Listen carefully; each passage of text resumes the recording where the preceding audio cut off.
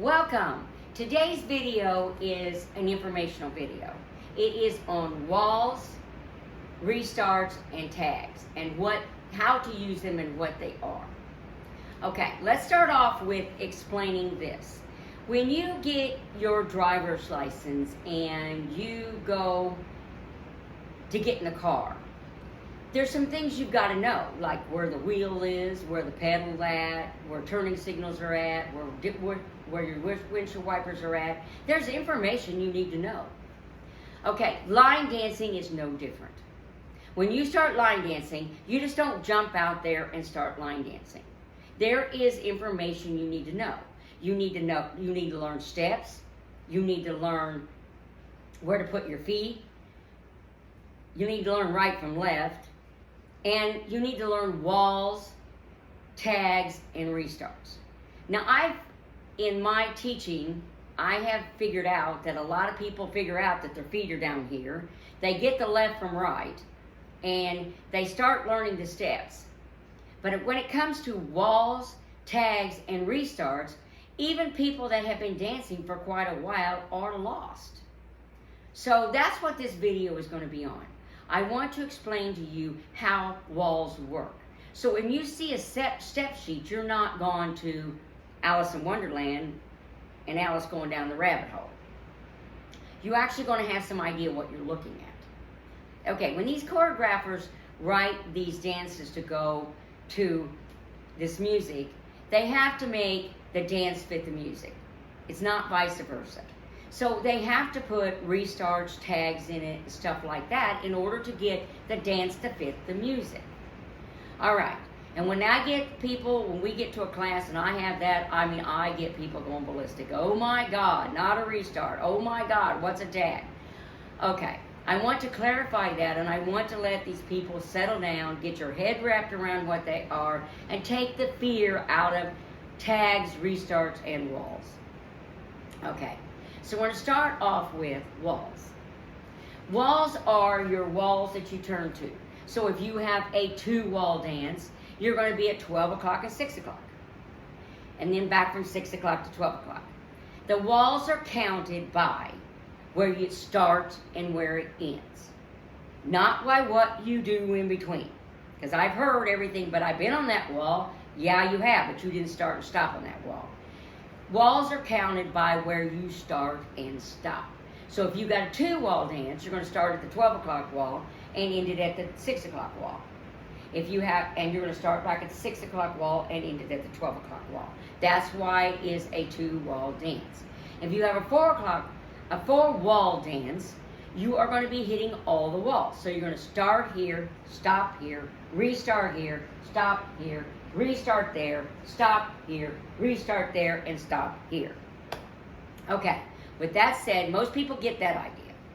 It's counting those walls that throws them off. So, here's how we're going to learn to count the walls. You are standing on a great big clock. Now I'm going to turn my back to you because that's how I normally teach you. And when I turn your back to you, I am facing my clock at the 12 o'clock wall. So my 12 o'clock wall, if I am facing with my back to you, is here. If I'm facing to my front to you, it's here.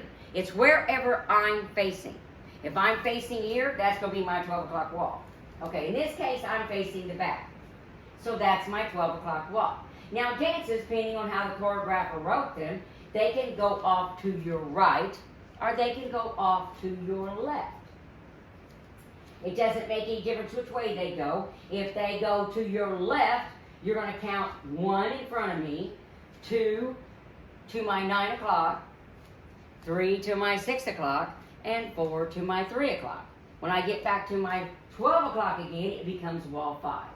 So I tell everybody, when you're counting walls, if you're not changing any scenario in between, this is always the 1 and 5. That's one way you can keep track of the walls. Because then if you have a dance that has a restart in wall 7, you'll know when I come back to this wall, it's 5. So that's 6, and this is 7. That's how you count walls.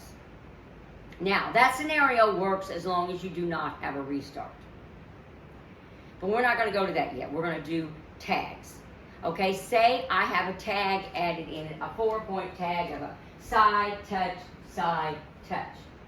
Okay, I'm at my 12 o'clock wall. I went all the way around. I went to my second wall, which is my wall 2. And on wall 2, they said do a tag. Side, touch, side, touch. I added the tag, and then I go on. So that's still wall 3. My tags do not change the walls.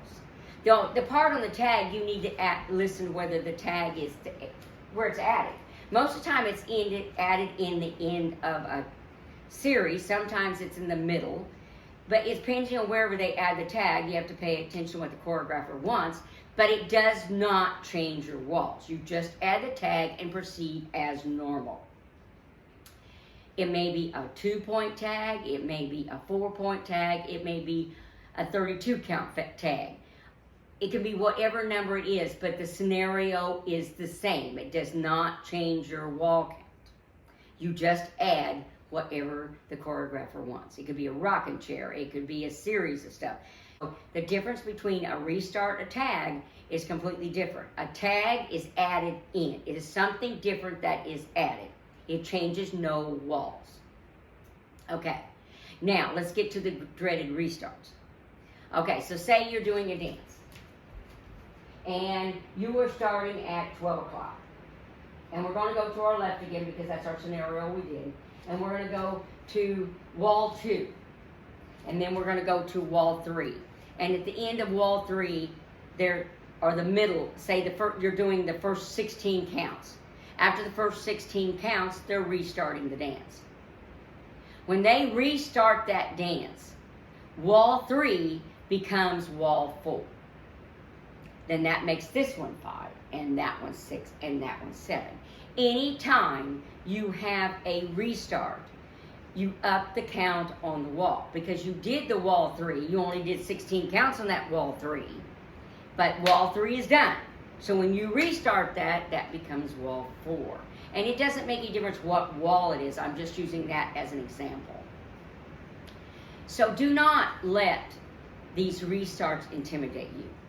If you learned your walls and you got an idea where you're going, then it helps to take the fear out of restarts and tags. Because unfortunately, they are necessary to get a dance written for that particular music. So you're going to have to learn to deal with them, and the faster you learn to deal with them, the easier dances is going to be for you. It's like remembering in your car, you have a reverse. There's always times we have to back up. Well, the dance is the same way. There's always times things have to get backed up. So it's real simple. Just wrap your head around it. And if I'm your teacher and you don't get the wall you're on or understand it, ask me. I'm pretty good about going around counting walls for people and getting you to learn it. But if you're not getting it, keep asking me. I will keep telling you. If you've got a different teacher, ask the teacher what the walls are. Get your head wrapped around just like her head is, because him or whoever is teaching, they have to know the walls in order to tell you where to restart. So re-ask them till you know. They cannot answer a question or teach you if they don't know you don't know it. So please speak up, not just for me, but for all the other teachers out there. Speak up. They're trying to help you. They're not there to belittle you, nothing else. They're trying to help you. So practice this stuff and refer back to this video and get your head wrapped around this. But in the meantime, keep on dancing.